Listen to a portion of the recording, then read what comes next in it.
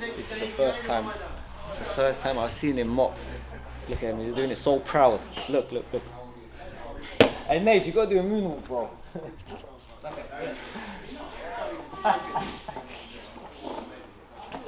That's what I was waiting for. That's what I was waiting for.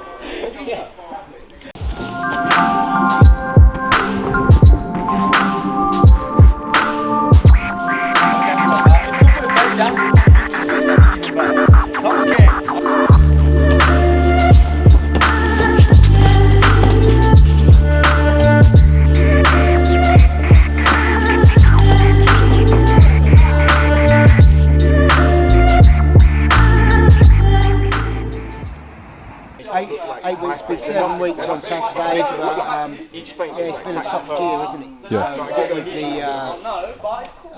with the hand and other stuff, it's kind of like just there's a cruise period, and now it's time to switch on. So plenty of time. I haven't been at the training sessions due to work, which I've changed now so that I can come down and see these fight camp ones.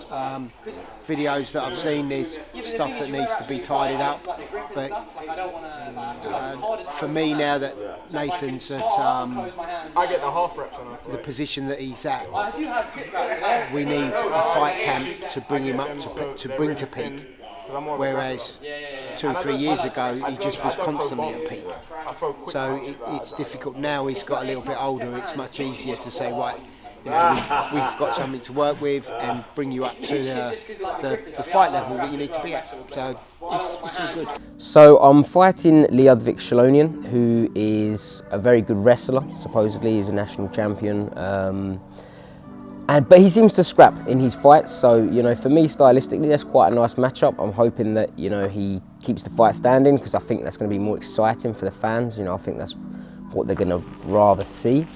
Obviously, if he takes me down or tries to take me down, I'm pretty confident that I'll either 1, out wrestle him, 2, submit him, and finish him any way that I possibly can on the floor. So training camp for me isn't changing too much for the opponent, as say, because in this game there can be pullouts at any moment. So I just every day better myself, try and become the best athlete that I can possibly be, and then on fight night I'm going to bring my A game and do my thing. So, you know, I let my opponents work around me, and yeah, you know, come March 19th I'll be going in there the best version of myself that I could possibly be. Excited to be back in London for it? For him, yes, the most amazing thing going. For me, I don't like any of his fights.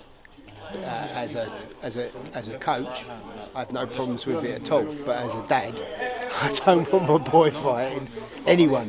But it is what it is. London's really good. He loves it. So, but for me, it's a fight. It doesn't matter where we go. Fights. As soon as those cage doors shut, that's it. Yeah, that's mostly the bit where I take my first breath. And then when it finishes, that's when I can take the second breath. So walking out to the London crowd in 2019 was probably the most amazing experience yet. That and the weigh-ins was huge.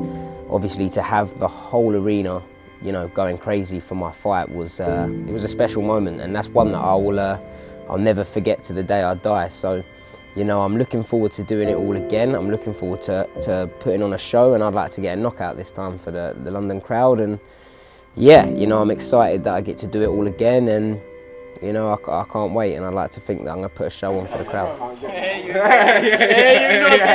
teasing me. You're teasing me, you're naughty. I just want to grab it like that. Oh, no, can't do that. No match without something. Yeah, bro, trust. Bicycle knee and that. The fact that we're now back in London, it's been confirmed, you know, that's a huge victory, not only for the UFC, but for us. You know, I think the fans have it special that we're back in England. You know, just the UK, there's going to be people coming from, you know, Ireland, Wales, Scotland, everywhere around the world I think will be coming for this one. So, you know, it's going to be special. How are you feeling after training, Nate? Yeah, I feel good, mate. First week back, proper fight camp, so cardio's got to come up a little bit. Every round was a tough round, but you know, what doesn't kill us only makes us stronger, right? What does the training session look like on the first week? To be honest, my fight camp will stay the same. Monday will be, every morning will be the tough pro session. So we got wrestling Monday, big glove sparring Tuesday, jiu-jitsu Wednesday, MMA sparring Thursday, which we just done, and then MMA grappling tomorrow. In the evenings, I'll do my strength conditioning, pad work, cardio, etc. Usually my one-to-one sessions. So 8 weeks time, we'll be there. You know where it is, the O2. It's at the O2, mate. Back in the home city. Can't wait for it. So the losses that I've had in the past, if anything, they make you a better fighter. You know, the saying, you either win or you learn. And even though when I win, I do go back and look at my fights and, you know, try and work out ways that we could have done things better. When you have a loss, that's the only option you've got. Every time that I go out there, there's an hour that I'll take out to try and reflect over it and see where we can be better. Because the small 1% are the ones that are actually going to put you at the top.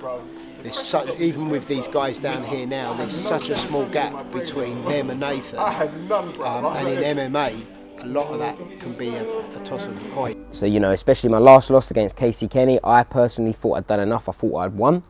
I didn't, you know, I didn't get the decision, so it gave me a lot of stuff to work on. You know, I went back, looked at the footage, looked at what went wrong, looked at what the judges could possibly be thinking, and, you know, it's only going to make me a better athlete, and that's what it's all about. So now I try not to dwell too much on the losses. I just use it to, you know, become a better version, become a better athlete, and yeah, you know, on March the 19th, people are going to get to see that, and yeah, Liudviq's going to feel it.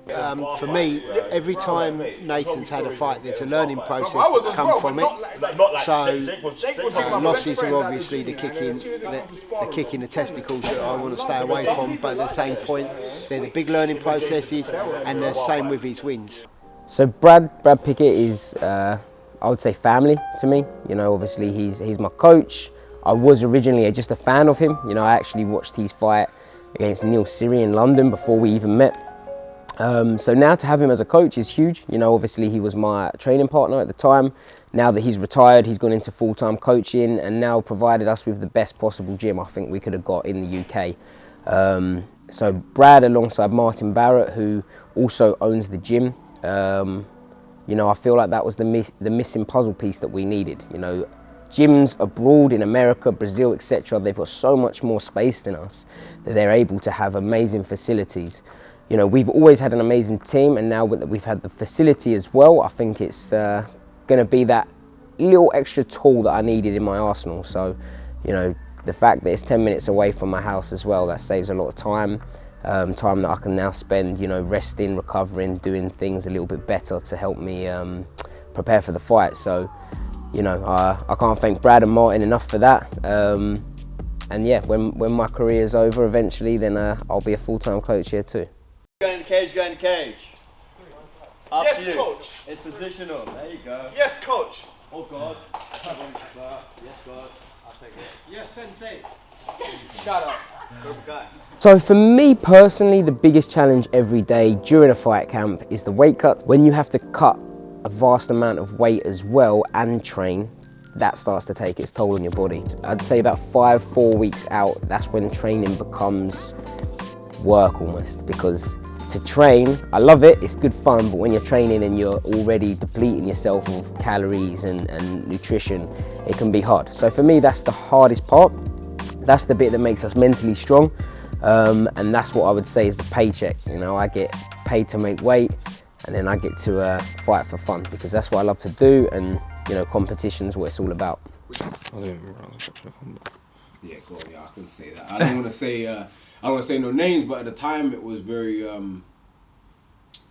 you want people to see you more, so fight less, because then the demand will be more and they'll pay you more, which is kind of what I got told coming up. I mean, the first or the most fights I did, I think it was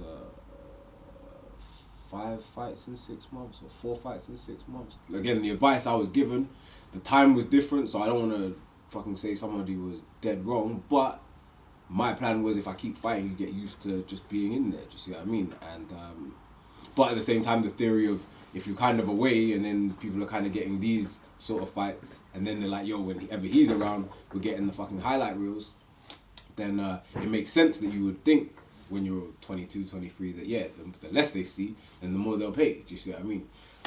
But I guess unfortunately that wasn't the case. But it's trial and error, man. Yeah. So for people, I think, you know, what people see is us fight and train, and that's it. They think that's the everyday occurrence. You know, they don't see the weight cuts that go into it. They don't see the nutrition side of things, you know, obviously cutting down the calories, still trying to make sure that we're getting the best possible fuel that we could be getting to get through these sessions.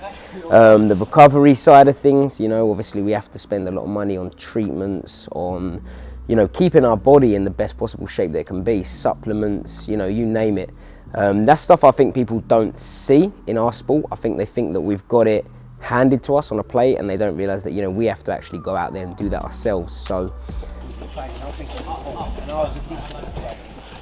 But my problem is that I've seen couples doing this, goes out here, another pair rolls into someone and breaks a rib. Now if they roll into you accidentally and give you a cut, you're out that fight. So there's so much equipment and training that you can do for this next week to get you on weight and prepare for the fight without putting you in danger zone. Yeah. Thank you. Appreciate so the problem is the way that you're earning money. What you're earning money. Right.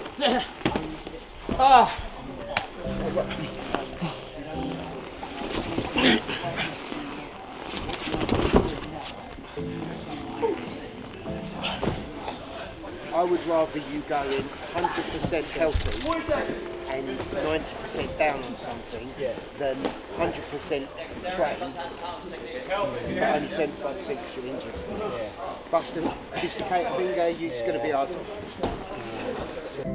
It would be nice for people to maybe appreciate what we do outside of the fights as well. You know, the fight, if anything, is the easy bit. That's the bit that we love to do, the competition. But it's the 8 weeks or 10 weeks build up that can take its toll. A lot of people say to me personally, they say, look, why don't you fight more often? I could fight every week if I had the option to, but to have an 8-week fight camp and turn up in the best possible shape that you could be in and make the weight, that's where it becomes a struggle. So yeah, you know, I think people are starting to clock onto it a little bit more now and seeing that it's a lot harder than just turning up on the night and you know, having a scrap or whatever. So, you know, I feel like people are now giving us a bit more recognition for it. And just the advice I gave him was, bro, just don't fucking stop. Like, but it's trial and error, man. So, like I said, same thing I said to Sim. Just once you start, bro, just don't stop. Just don't stop. Keep going. Give your life 6 months. Just fuck everything else for 6 months and see what happens. You see what I mean?